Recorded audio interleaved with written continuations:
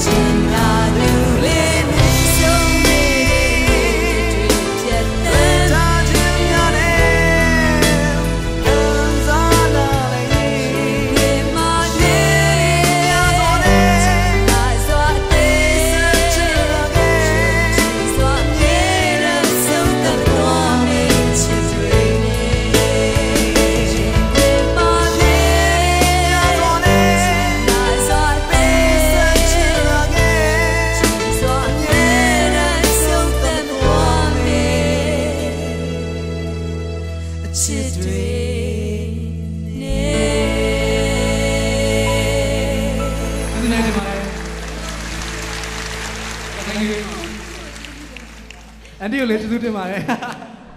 ကျွန်တော်ငယ်ချင်းလို့သူ့ကိုကျွန်တော်ဒူမရွယ်ပဲရှိပါတယ်21လား22လားလုံးလုံးอ่ะ22ပါ22ဆိုတော့သူ့ကိုကျွန်တော်ငယ်ချင်းတော့ဥပါလို့ခေါ်တာ